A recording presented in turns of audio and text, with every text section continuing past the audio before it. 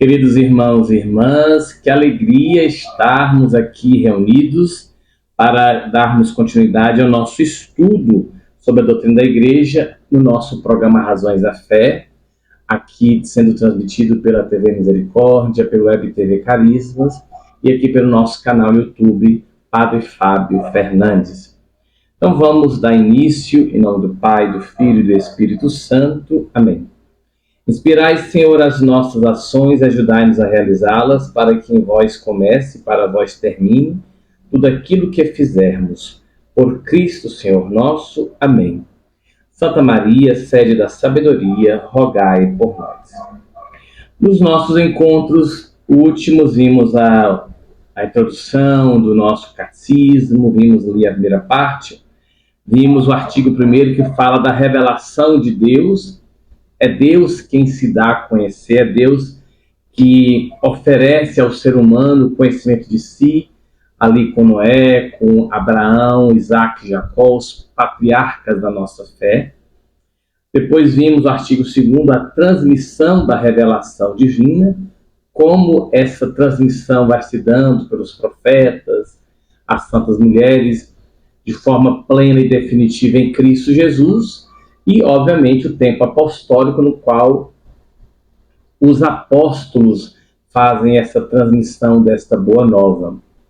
E vamos, neste nosso encontro de hoje, estudar o artigo 3º, que vamos refletir um pouco mais sobre a Sagrada Escritura, um dos elementos bases da nossa fé. A Escritura é certamente a primeira pedra sobre a qual se constitui o edifício espiritual e doutrinal da Igreja. Eu queria, aproveitando um pedido de uma nossa amiga, a Tânia Napoli, queria dizer a todos que é importante que nós tenhamos em mãos o texto do Catecismo, né? O Catecismo da Igreja Católica. Essa edição aqui é da CNBB. E nós estamos fazendo justamente o estudo parte a parte. Então, seria importante que tivéssemos em mãos o texto para não só acompanhar nesses momentos de estudo, mas para ter em casa e certamente revisar aquilo que vamos estudando. Então, nós estamos no artigo 3º, a Sagrada Escritura, número 101, do Catecismo. E assim diz, logo no início desse artigo 3º, que Cristo é a palavra única da Sagrada Escritura. Na bondade de Deus, para revelar-se aos seres humanos, fala-lhes em palavras humanas. Deus não fala palavras inacessíveis. Deus usa aquilo que é próprio do humano, a sua linguagem, para se revelar. Isso é um ato de bondade. Deus poderia falar com sinais divinos, mas ele quis, para melhor compreensão, falar a partir da linguagem humana. O interessante é que será essa mesma linguagem humana que a Igreja vai se utilizar para fazer ecoar nos 4 cantos da terra a doutrina da mesma Igreja. Com efeito, as palavras de Deus, expressas por línguas humanas, fizeram-se semelhantes à linguagem humana, tal como outrora o Verbo do Pai Eterno, havendo assumido a carne da fraqueza humana, se fez semelhante aos seres humanos. Vai dizer o documento dogmático do Concílio Vaticano II, a Dei Verbo, que vai falar sobre justamente a Escritura. Do mesmo jeito que o Verbo de Deus, Jesus, assume a carne humana, também se utiliza Deus da linguagem humana. Por meio de todas as palavras da Sagrada Escritura, Deus pronuncia uma só palavra, seu Verbo único, no qual se expressa por inteiro. Isso está lá na carta aos Hebreus, no capítulo 1. Vamos aqui entender. Por que Cristo é a palavra única da Sagrada Escritura? não quer dizer que todas essas palavras não são palavras de Deus? São palavras inspiradas por Deus, inspiração essa que vem de Deus, mas que encontra abrigo no coração humano, no sentido de meditá-las e de registrá-las, e também na transmissão dessas palavras. Muito bem. Só que Cristo não é uma inspiração. Cristo é a palavra. Por isso que é a palavra única da Sagrada Escritura. Tudo o que veio antes da revelação de Jesus são palavras inspiradas, utilizando-se das realidades humanas. Agora, é o próprio Deus que envia sua palavra, o Verbo, como nós lemos lá no prólogo de São João, no capítulo 1, onde São João vai dizer que no princípio era Deus, e o Verbo era Deus, e o Verbo estava em Deus. Isso nos dando a chamada pré-existência do Senhor. No princípio era a palavra, e a palavra estava com Deus, e a palavra era Deus. Ela estava no princípio com Deus. Tanto é que o evangelista São João será conhecido como, no simbolismo, como águia, porque ele vê para além das aparências. Se nos outros 3 evangelhos, Mateus, Marcos e Lucas, eles falam muito mais dessa realidade terrenal, da missão do Senhor, etc., o evangelista diz que Jesus já era Deus, estava em Deus e agora se revela a nós também como Deus, verdadeiro Deus e verdadeiro homem. Vamos então ouvir o que diz Santo Agostinho. Lembrai-vos que é uma mesma a palavra de Deus, que está presente em todas as Escrituras, que é o mesmo verbo que ressoa na boca de todos os escritores sagrados. Ele, que sendo no início Deus junto de Deus, não tem necessidade de sílabas, por não estar submetido ao tempo. Sim, todos os textos sagrados são um norte, já são uma revelação antecipada. Só que essa revelação ganha planificação quando o Verbo de Deus se fez carne e habitou entre nós. Por esse motivo, a Igreja sempre venerou as divinas Escrituras, como venera também o corpo do Senhor. Haja vista que na missa nós temos 2 elementos essenciais e insubstituíveis: a palavra e a Eucaristia. Por isso que não é certo chegarmos atrasados na missa, porque a palavra de Deus é de fundamental importância. Então, a primeira mesa, a mesa da palavra, tem de igual forma com a mesa da Eucaristia, que está no altar. E da mesma forma que veneramos a mesa do altar, devemos venerar a mesa da palavra, chamada de ambão. Por isso que a gente não assina documento no ambão, por isso que a gente não faz homenagens do ambão. Do ambão, basicamente, as leituras, a homilia e as preces. Os outros avisos, etc. e tal, é numa estante à parte. Então a Igreja não cessa de apresentar aos fiéis o pão da vida tomado da mesa da palavra de Deus e do corpo de Cristo. Também vai dizer a Dei Verbo. Na Sagrada Escritura, a Igreja encontra incessantemente seu alimento e sua força. Muito bonito isso, né? Alimento e força. Pois nela não acolhe somente uma palavra humana, mas o que ela é realmente, a palavra de Deus. Vamos aqui deixar claro. Os textos sagrados são, sim, palavras humanas.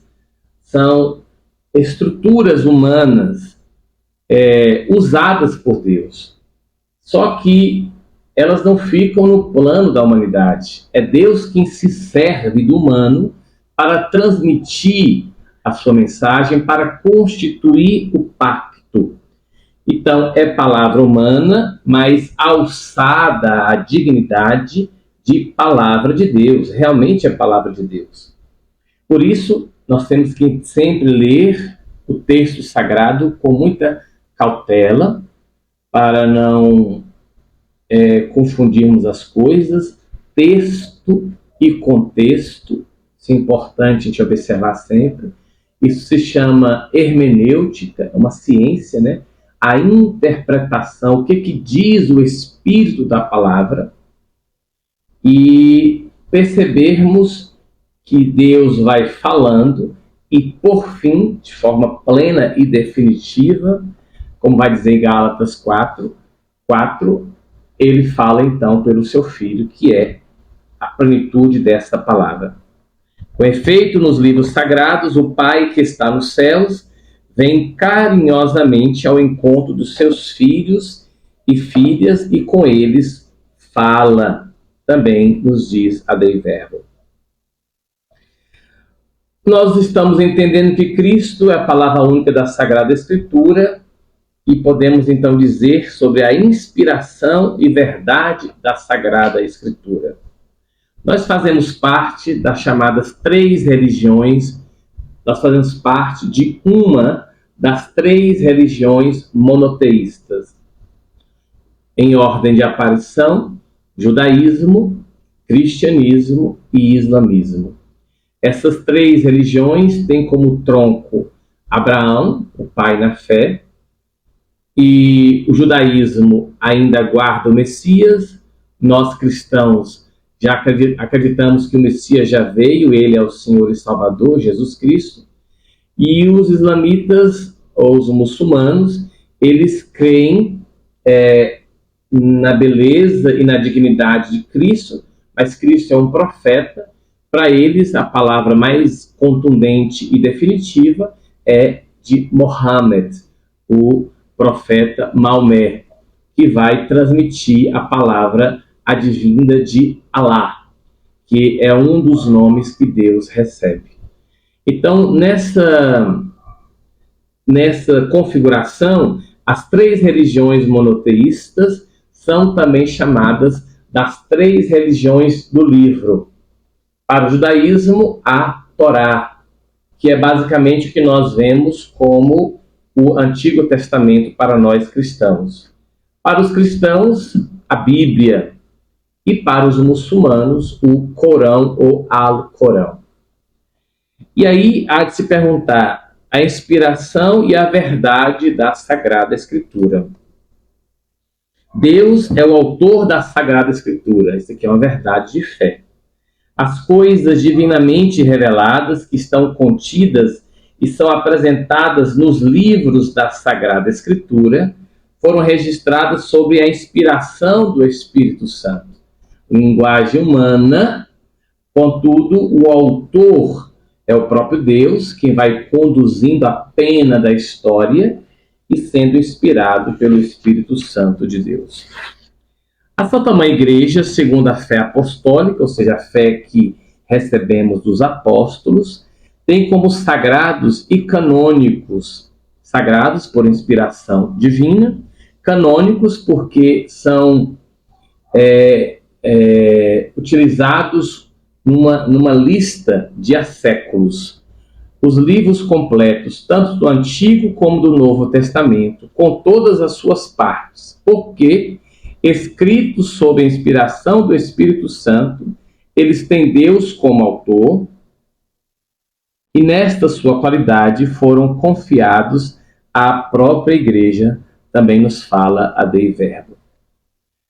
Deus inspirou os autores humanos dos livros sagrados. Antes de falar um pouco disso, aqui nesse texto, número 105, reportando a Dei Verbo 11, fala que todas as suas partes do Antigo e do Novo Testamento. Mais à frente nós vamos entender a grande questão de que na Bíblia dos protestantes, Bíblia esta é traduzida por Lutero para o alemão, e Lutero então retira 7 livros, nós vamos falar depois, que estão presentes na Escritura Católica, e vamos explicar o porquê por que ele retira, por que ele não se utiliza desses livros.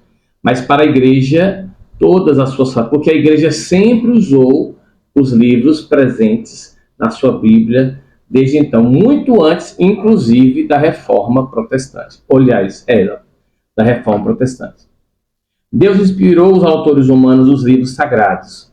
Na redação dos livros sagrados, Deus escolheu seres humanos, dos quais se serviu, fazendo-os usar suas próprias faculdades e capacidade. Olha, interessante, é Deus que é o autor, é Deus quem guia a pena, mas é Deus quem se utiliza das faculdades e capacidades dos seres humanos, a fim de que, agindo Ele próprio, Deus próprio, neles, nos seres humanos, e por meio deles, escrevessem como verdadeiros autores tudo e só aquilo que Ele próprio queria. Muito importante isso, né?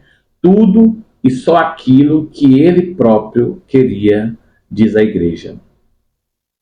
Os livros inspirados ensinam a verdade.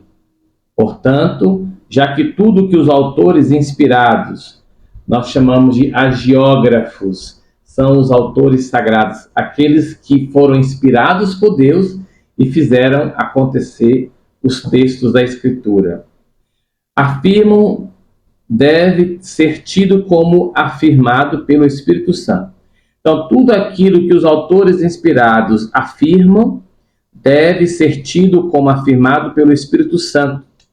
Deve-se professar que os livros da Escritura ensinam com certeza, fielmente e sem erro, a verdade que Deus, em vista de nossa salvação, quis que fosse registrada nas Sagradas Escrituras.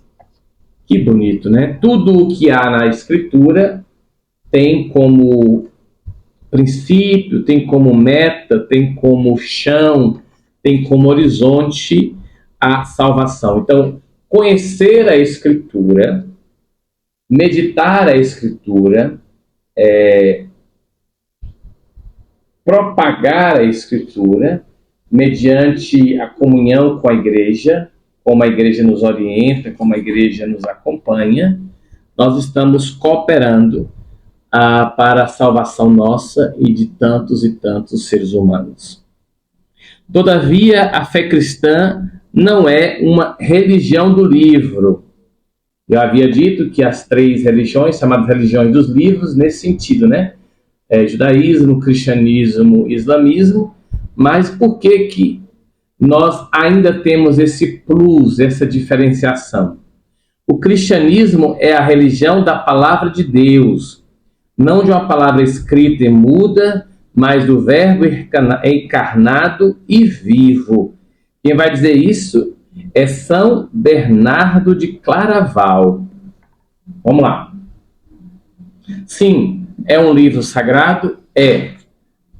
Tem o seu valor insubstituível? Sim. Mas nós temos que estar atentos de que o livro não restringe, não é uma capa que restringe a palavra de Deus. Não. Deus pode falar de diversos modos. Fala aqui na Escritura e nos falou de forma plena em seu Filho Jesus. Então, o Senhor não só nos fala aqui, mas nos fala de outras formas. E nos outros modos de falar, há conformidade com o livro sagrado.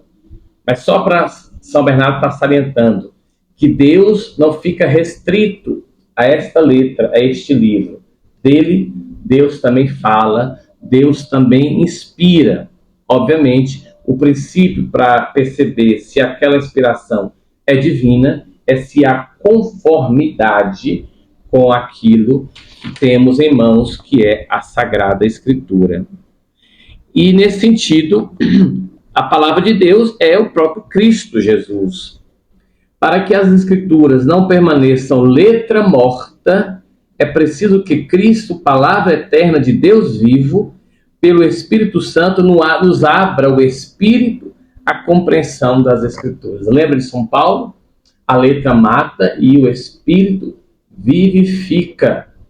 Se Cristo não tivesse vindo, se ele não tivesse morrido e, sobretudo, ressuscitado, se ele não tivesse enviado de junto do Pai e do Espírito Santo, eram letras mortas, era uma letra morta. Mas, porque ele fez tudo isso e ressuscitou e nos enviou o Espírito Santo, é que ele nos dá a capacidade para compreender as Escrituras. Logo, nós somos a religião da Palavra de Deus, que é o próprio Jesus. E aí, o Espírito Santo, intérprete da Escritura. Na Sagrada Escritura, Deus fala ao ser humano à maneira dos seres humanos. Deus não nos fala com linguagem de anjos. Deus não nos fala com a linguagem incompreensível. Deus fala a seres humanos com linguagem, com elementos, com signos, com símbolos dos seres humanos, para que os seres humanos possam compreender. Para bem interpretar a Escritura, é preciso, portanto, estar atento àquilo que os autores humanos quiseram realmente afirmar e aquilo que Deus quis manifestar-nos pelas palavras deles. Para descobrir a intenção dos autores sagrados, há que levar em conta as condições de sua época e de sua cultura, os gêneros literários em uso naquele tempo, os modos, então, correntes de sentir, falar e narrar, texto e contexto, e a ciência bíblica para compreender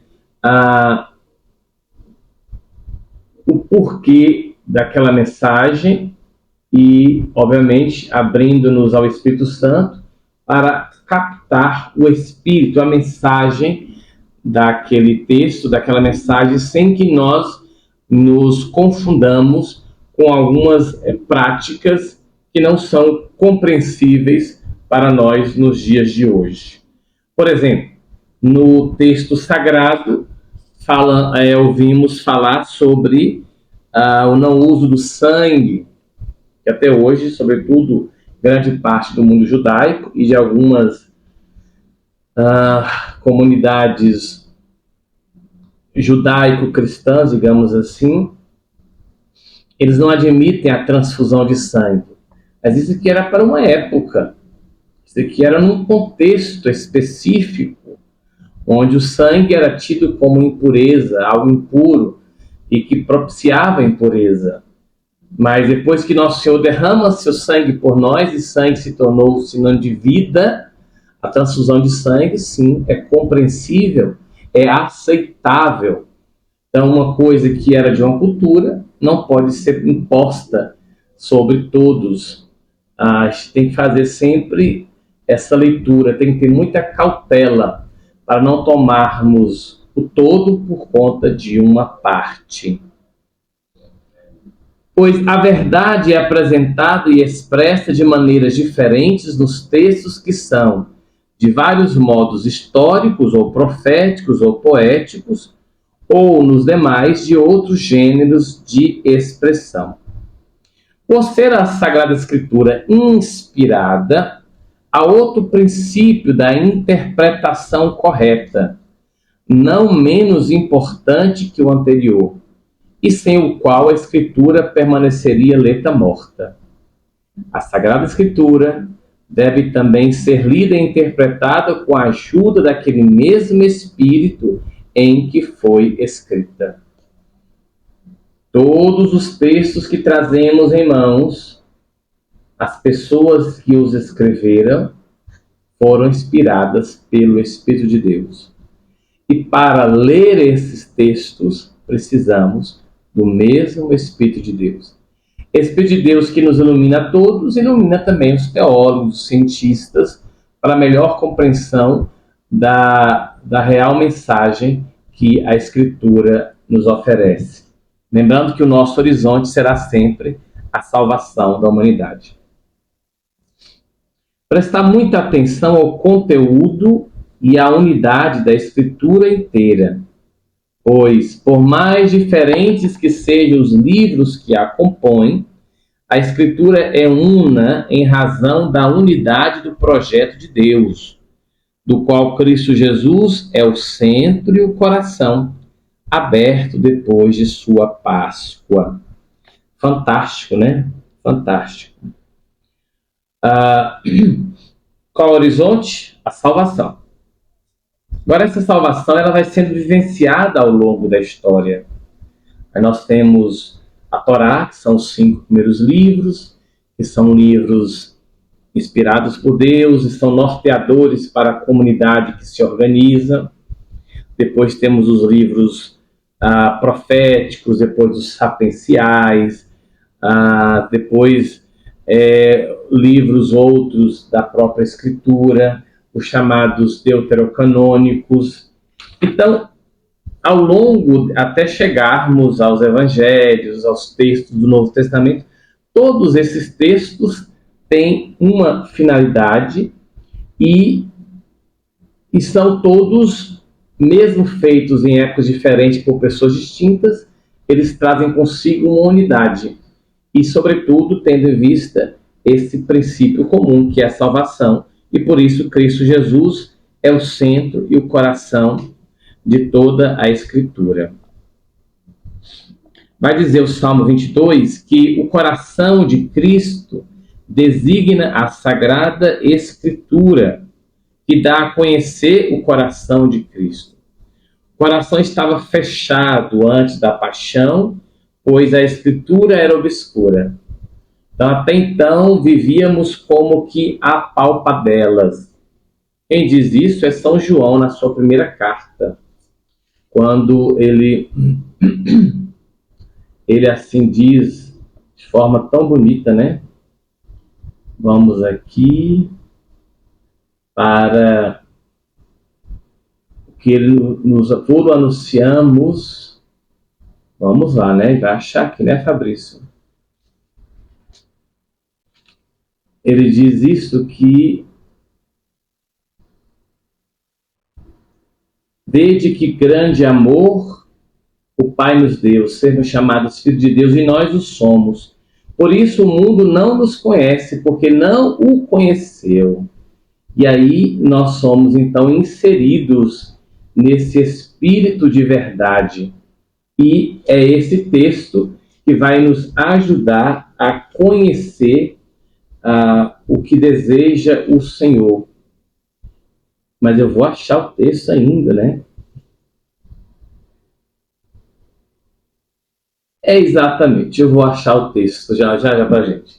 Para dizer o seguinte, que ele anuncia o amor de Deus, e antes vivíamos como que a palpadelas, e ele os apóstolos anunciam o que os olhos viram, o que os ouvidos ouviram, que as mãos apalparam. É isso que nós vos anunciamos e damos ali verdade. É isso. Achei, Fabrício. É o primeiro capítulo da primeira carta de São João. O que era desde o princípio, o que ouvimos, o que vimos com os nossos olhos, o que contemplamos e nossas mãos apalparam da palavra da vida. Vida esta que se manifestou, que nós vimos e testemunhamos. Vida eterna que a vós anunciamos, que estava junto do Pai e que a nós se manifestou. Isso que vimos e ouvimos, nós vos anunciamos, para que estejais em comunhão conosco. A nossa comunhão é com o Pai e com seu Filho Jesus Cristo. E aí termina aqui no versículo 4. Nós vos escrevemos estas coisas para que a nossa alegria seja completa. Então, havia essa obscuridade, mas em Cristo tudo se desvela. Para quê? Para que nós possamos viver essa alegria completa. Porém, a Escritura foi aberta após a paixão, pois os que, a partir daí, têm a compreensão dela, consideram e discernem de que maneira as profecias devem ser interpretadas. Muito importante, viu? Pois bem, como estava dizendo, o Concílio Vaticano II indica 3 critérios para a interpretação da Escritura, conforme o Espírito que a inspirou. Primeiro, como já falamos, né, prestar muita atenção ao conteúdo e à unidade da Escritura inteira. A unidade está muito clara com o projeto de Deus, do qual Cristo Jesus é o centro e o coração aberto depois de sua Páscoa. Já tínhamos dito, o horizonte é a salvação, salvação esta que fora anunciada e que agora chega ao seu termo em Cristo Jesus. O coração de Cristo designa a Sagrada Escritura, que dá a conhecer o coração de Cristo. Muito importante. E nos faz entender que antes da paixão do Senhor, tudo estava obscuro, mas a partir da paixão, sobretudo da ressurreição, nós podemos então ter a compreensão e considerar e discernir de que maneira as profecias devem ser interpretadas. Quem faz muito bem isso é o evangelista Mateus, quando ele escreve o seu evangelho para uma comunidade de judeus que se convertem aos cristãos. Então Mateus, ele olha para o Antigo Testamento e vê tudo que foi prometido sendo realizado em Cristo Jesus. Então ele mostra o conhecimento das Escrituras, mostra as promessas que foram feitas e agora sendo realizadas em Cristo Jesus, e por isso então o Senhor é o Messias aguardado das nações. Então este é o primeiro critério, em ter atenção ao conteúdo e à unidade da Escritura inteira. Então nada é por acaso e nada fica assim em segunda mão. É um conjunto harmonioso cujo centro, cujo coração é Cristo Jesus com sua vida, paixão, morte e ressurreição. O segundo critério é ler a Escritura dentro da tradição viva da igreja inteira. Os padres da chamada patrística, os santos padres, diziam: a Sagrada Escritura está escrita mais no coração da igreja do que nos instrumentos materiais. Com efeito, a igreja leva em sua tradição, com T maiúsculo, a memória viva da palavra de Deus, e é o Espírito Santo que lhe dá à igreja a interpretação espiritual da Escritura, segundo o sentido espiritual que o Espírito dá à igreja, vai dizer Orígenes, um grande pensador da igreja. E o terceiro critério é estar atento à anagogia da fé. Por anagogia da fé, entende-se a coesão das verdades da fé entre si e no projeto total da revelação. Nós vamos ver agora passo a passo sobre esses sentidos. Antes disso, eu quero mandar um abraço querido para a irmã Meiriane, que nos acompanha, e que pediu um abraço para as irmãs beneditinas da Divina Providência, de modo especial aquelas, a fraternidade que reside, que coordena o Colégio Jesus de Nazaré, do bairro Real Copagre, aqui em Teresina. Embora tenham sempre contato, né, com a irmã Miriane, eu estou devendo uma visita a elas, se Deus quiser, em breve nós iremos visitá-las, se Deus quiser. Então vamos agora em compreender os sentidos da Escritura. Segundo uma antiga tradição, podemos distinguir dois sentidos da Escritura. Nós estamos no número 115 do Catecismo. Quando eu falo número 115, eu não estou falando de páginas. Estou falando desses números aqui que ficam nas laterais, esses números em negrito. Porque as páginas, elas tendem a mudar segundo a versão do catecismo, né? Porém, esses números não, eles são os mesmos para todas as versões do catecismo, tá bom? Então, nós estamos no número 115. Então, segundo uma antiga tradição, podemos distinguir dois sentidos. O sentido literal, né, o que está mesmo escrito, toda a morfologia, toda a sintaxe, tudo aquilo que uma língua exige, e também, além disso, da normativa de um idioma, também tudo aquilo que é posto, né? A geografia, a etnografia, a historiografia. Então, todas essas realidades compõem o sentido literal, tal e qual. O outro sentido, não menos importante, é o sentido espiritual, ou seja, é o que se pretende, qual a mensagem, o que o Espírito de Deus suscita. E esse sentido espiritual, ele é subdividido em alegórico, moral e anagógico, que nós vamos ver também agora há pouco. A concordância profunda entre os quatro sentidos garante toda a sua riqueza à leitura viva da Escritura na igreja. Leitura viva da Escritura na igreja. E aí nós vamos observar que não é simplesmente pegar e ler a Bíblia, né? Existem critérios e, sobretudo, no que toca ao ensinamento do que nós lemos. Podemos ler, a gente pode não saber de nada disso, mas que bom que a igreja nos oferece. Está aqui. A gente pode não saber de nada desses pormenores, mas o que nós podemos saber é que para ler a palavra de Deus, é preciso que nós estejamos abertos ao Espírito Santo, para que a nossa leitura e a nossa meditação seja conforme a vontade do Senhor, conforme a inspiração do Senhor, e que o anúncio, a transmissão, o ensinamento do que nós meditamos sobre a palavra esteja em comunhão com aquilo que a igreja ensina, interpreta e divulga. Pronto. A gente não precisa saber de nada disso. Mas sabendo dessas coisas, que eu preciso estar aberto ao Espírito, para que o Espírito suscite em mim essa meditação e que eu esteja em comunhão da Escritura, nós vamos longe e a comunhão será sinal de Deus em nosso meio. Então, o sentido literal é o sentido significado pelas palavras da Escritura e descoberto pela exegese.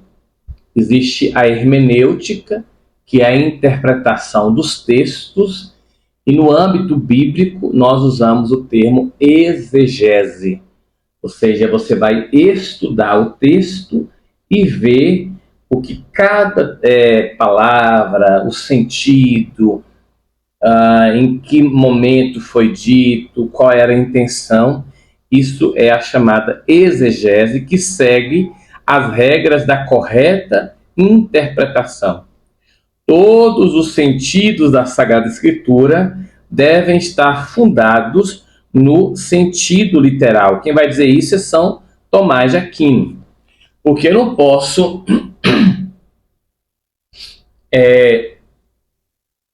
o sentido literal será o substrato, né? O apoio sobre o qual nós vamos entender os outros sentidos. Se ali fala de pedra, eu não posso dizer que é água. Eu tenho que ter essa comunhão entre o que o sentido literal me põe, me oferece, e aquilo que me é proposto a partir daquilo que foi escrito. Então, há sempre uma comunhão, não existe um menos, um mais importante. Esses sentidos precisam ser conhecidos, de certo aspecto, dominados, e devem ser harmonizados para que a gente possa propagar de forma mais fidedigna a mensagem da palavra.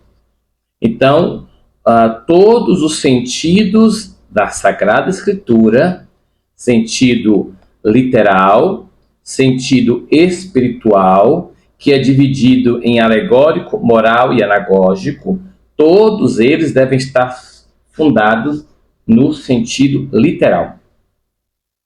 E aí, o sentido espiritual, graças à unidade do projeto de Deus, qual é? A salvação. Não somente o texto da Escritura, mas também as realidades e os acontecimentos de que ele fala podem ser sinais. Fantástico! não somente a palavra escrita, essa que chegou às nossas mãos, também ela, mas não somente ela, mas também as realidades e os acontecimentos de que ele fala podem ser sinais. Santo Agostinho pergunta à natureza, e a natureza responde quanto ao Criador. Sim, ele faz a experiência, ele escuta uma voz infantil, toma e leia a palavra. Mas, além da palavra, outros elementos são sinais desse amor de Deus. E aí nós temos essas três subdivisões.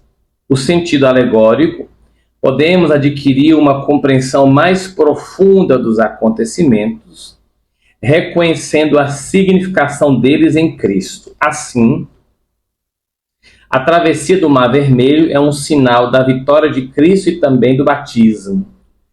Então, esse sentido alegórico é um olhar para os atos literais, meditar esses atos literais e perceber que há um sentido espiritual e que aquelas realidades, elas aludem, elas apontam para uma realidade plena em Cristo.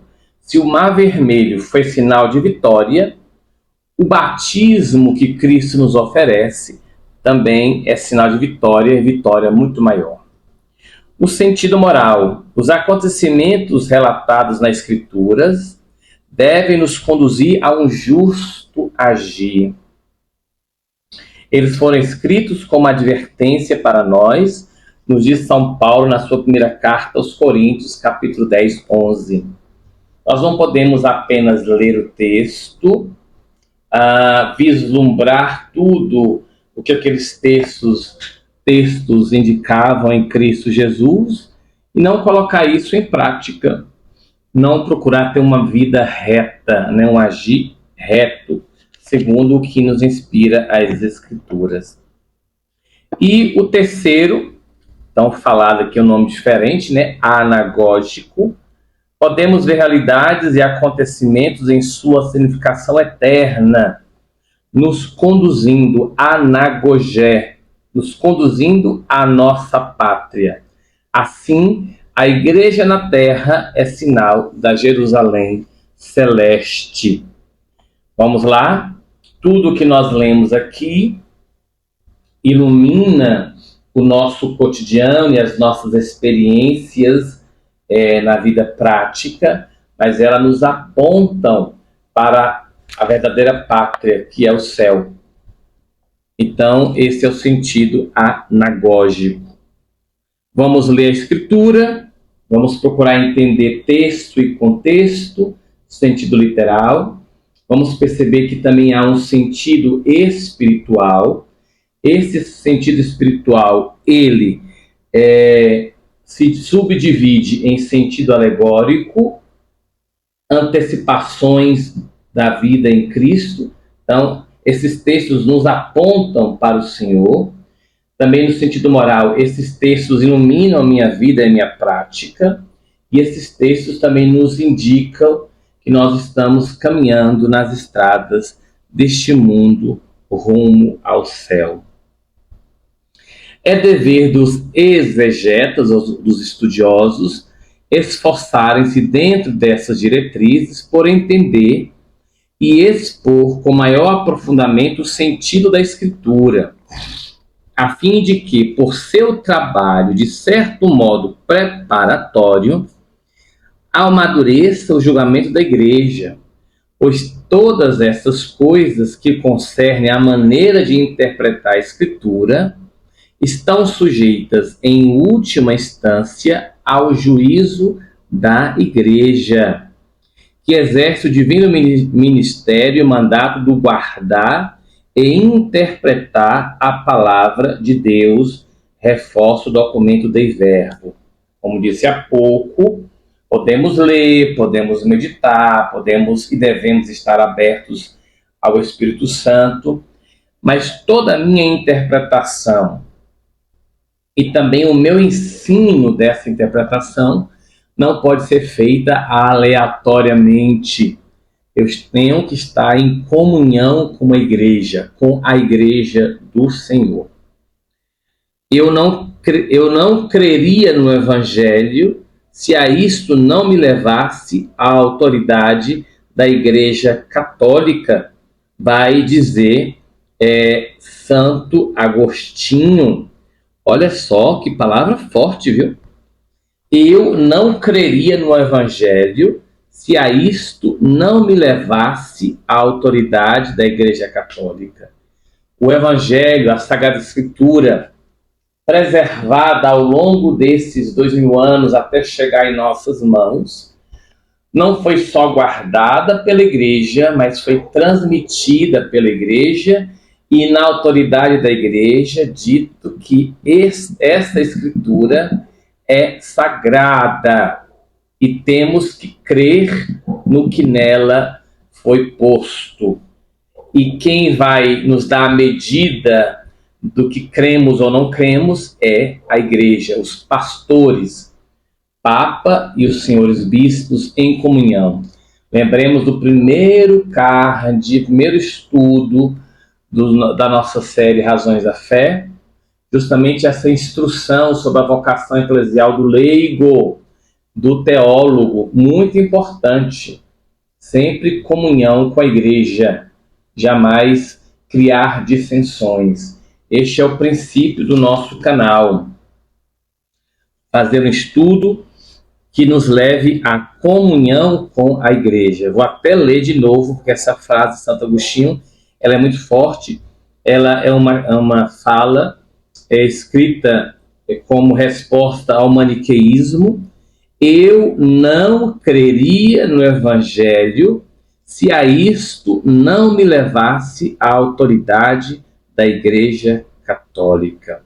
Bom, chegamos ao número 120 do Catecismo. Vamos falar sobre o cânon das Escrituras. O que é um cânon? A palavra grega significa uma régua, uma lista, uma estrutura. Então, o cânon das Escrituras que temos em mãos e que nós seguimos é um cânon que a Igreja Católica segue há mais de 2000 anos. E é o que temos do Gênesis ao Apocalipse. Então, é preciso que nós aí busquemos entender isso. Foi a tradição apostólica que fez a Igreja discernir quais escritos deveriam ser enumerados na lista dos livros sagrados. Olha bem, a tradição apostólica que fez a Igreja discernir quais escritos deveriam ser enumerados na lista dos livros sagrados. Essa lista completa é denominada Cânon das Escrituras. Ela comporta 46 livros no Antigo Testamento, tendo em vista os livros de Jeremias e Lamentações separados. Se forem juntos, são 45 livros, né? E, por isso, escritos para o Antigo Testamento e 27 para o Novo Testamento. Isso é lá no Papa Dámaso, aquele mesmo que vai mandar São Jerônimo fazer a tradução da Bíblia, do grego, do aramaico e do hebraico para o latim. E isso se deu no Concílio de Florença. Olha só, né? E depois reforçado no Concílio de Trento como uma ação chamada a Contra-Reforma, né? Houve a Reforma Protestante e o movimento Contra-Reforma, quando a Igreja, ela então estabelece os famosos 73 livros do Antigo e do Novo Testamentos. 46 no Antigo e 27 no Novo Testamento. Padre, como é que eu sei que a Bíblia é católica? Primeiro, lembrando sempre dos 73 livros, então isso é importante. E depois, quando acontece isso aqui, ó, toda a Bíblia católica deve ter essas duas expressões, nihil obsta e imprimatur, ou seja, nada consta, pode-se imprimir. Isso indica que uma comissão de bispos avaliou, estudou e se percebeu que essa edição bíblica que está em nossas mãos, ela corresponde ao que propõe a Igreja Católica Apostólica Romana. Nihil obsta e imprimatur, ok? Bom, o Antigo Testamento é uma parte indispensável da Sagrada Escritura. Torna a dizer, o Antigo Testamento não está aqui por estar. Ele está aqui porque ele prefigura, ele pré-anuncia a palavra de Deus, que é Cristo Jesus, o Verbo eterno. Para nós cristãos católicos, é extremamente valioso o Antigo Testamento. Nós não temos o Antigo Testamento apenas como decorativo, não. Ele é de extrema importância. Contudo, é preciso lê-lo à luz do Novo, porque as promessas feitas outrora agora estão sendo realizadas, cumpridas em Cristo Jesus. Seus livros são divinamente inspirados e conservam valor permanente, e pois a antiga aliança nunca foi revogada. Que bonito, né? Com efeito, a economia do Antigo Testamento estava ordenada principalmente para preparar a vinda de Cristo, Redentor de todos. Embora contenham também coisas imperfeitas e transitórias, porque imperfeitas e transitórias é bom lembrar que são ações humanas, culturais, etnográficas. Então tem algumas coisas que a gente tem que ter cautela ao entender, né? Os livros do Antigo Testamento dão testemunho de toda a divina pedagogia do amor salvífico de Deus. Notemos bem, a igreja não está dizendo que o Antigo Testamento seja imperfeito e transitório, não. A igreja está dizendo que algumas realidades apresentadas, como falei há pouco, não tomar o sangue, então são realidades muito próprias de um tempo, de uma cultura, e transitórias, ou seja, não se faz, nem mesmo dentro da comunidade judaica, na sua totalidade, se aplica tudo o que é feito ou foi dito outrora, entendeu? O Antigo Testamento é sinal da antiga aliança, que não foi revogada. O Antigo Testamento não é imperfeito, mas algumas realidades, algumas coisas postas, nós vamos ver que são imperfeitas, são limitadas e que são transitórias. Neles encontram-se sublimes ensinamentos acerca de Deus e salutar sabedoria concernente à vida dos homens, bem como admiráveis tesouros de preces. Nestes livros está latente o mistério de nossa salvação, né? Então, no Antigo Testamento está aí essa latência, está por vir, está indicando a vinda do Salvador.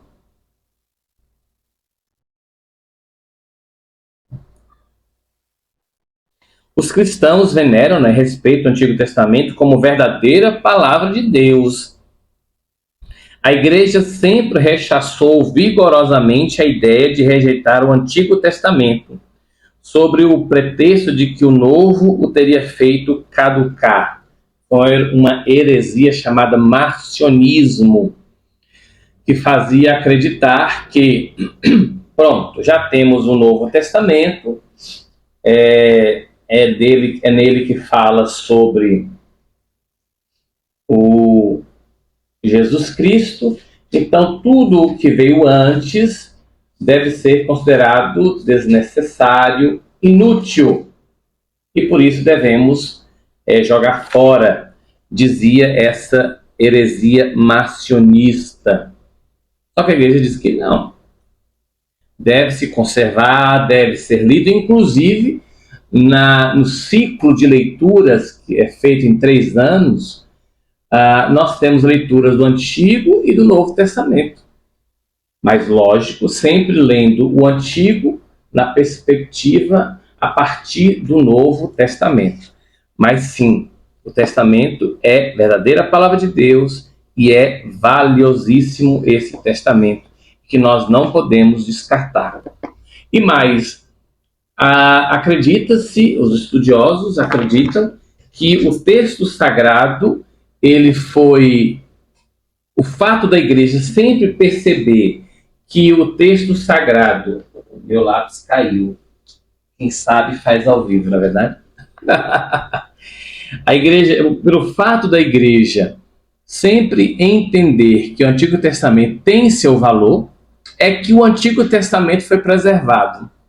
E que ideologias ou práticas históricas ou ideologias político-partidárias não conseguiram destruir essa grande riqueza que é o Antigo Testamento, porque a igreja sempre defendeu e a igreja sempre entendeu que era algo necessário. E por isso, então, ainda bem que nós temos uma equipe e recuperaram aqui o meu lápis. O Novo Testamento, a palavra de Deus, que é força de Deus para a salvação de todo crente, é apresentado e manifesta seu vigor de modo eminente. Os escritos do Novo Testamento. Estes escritos não nos fornecem a verdade definitiva da revelação divina. Seu objeto central é Jesus Cristo, o Filho de Deus encarnado. Seus atos, seus ensinamentos, paixão e glorificação, assim como os inícios de sua igreja sobre a ação do Espírito Santo. Interessante, a gente observa que o Novo Testamento nos fornece, né? Os escritos do Novo Testamento nos fornecem a verdade definitiva da revelação divina, tudo que veio acontecendo ao longo do Primeiro Testamento, e agora chega em forma definitiva o texto. E os evangelhos são o coração de todas as escrituras, uma vez que constituem o principal testemunho da vida e da doutrina do Verbo encarnado, nosso Salvador. Podemos, na formação dos evangelhos, podemos distinguir 3 etapas: a vida e o ensinamento de Jesus. A igreja defende firmemente que os 4 evangelhos, cuja historicidade afirma sem hesitação, transmitem fielmente aquilo que Jesus, Filho de Deus, ao viver entre os seres humanos, realmente fez e ensinou para a eterna salvação deles até o dia em que foi elevado. A vida e o ensinamento de Jesus. Depois, a tradição oral.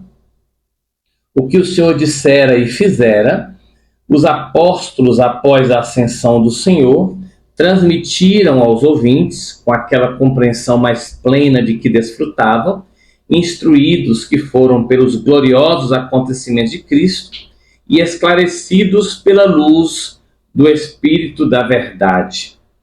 E terceiro, tudo isso dentro da formação dos evangelhos, né? 3 etapas: a vida e o ensinamento de Jesus, a tradição oral e agora os evangelhos escritos.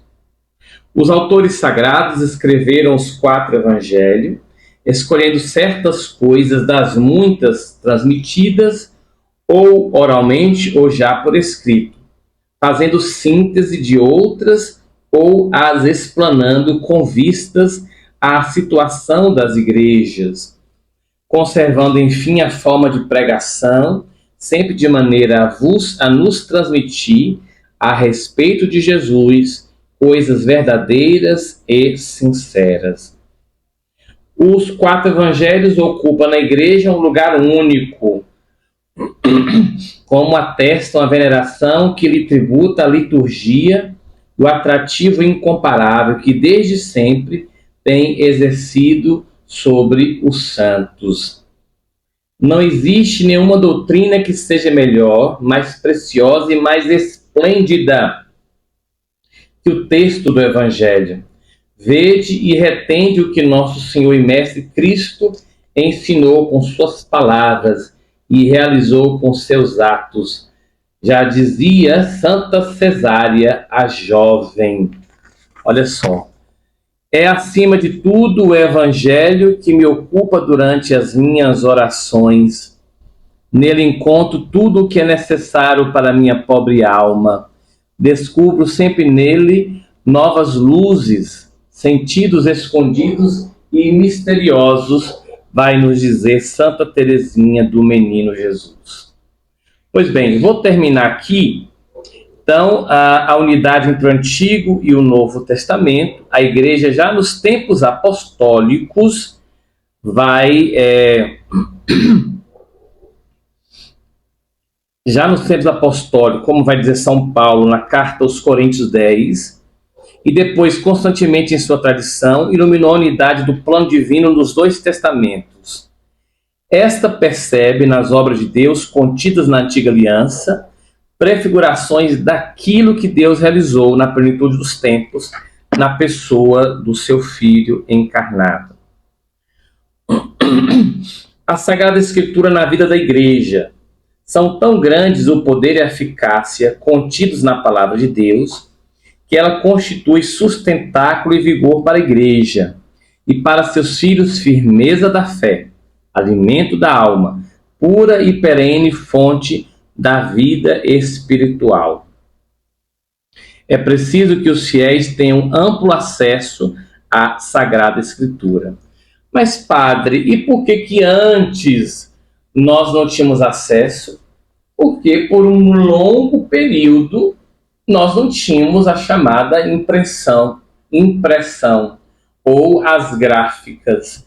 Isso é uma realidade nova, né? A partir da descoberta, da invenção da impressão, a coisa começou a ficar mais fácil e aí começamos a encontrar os livros como nós temos aqui hoje, né?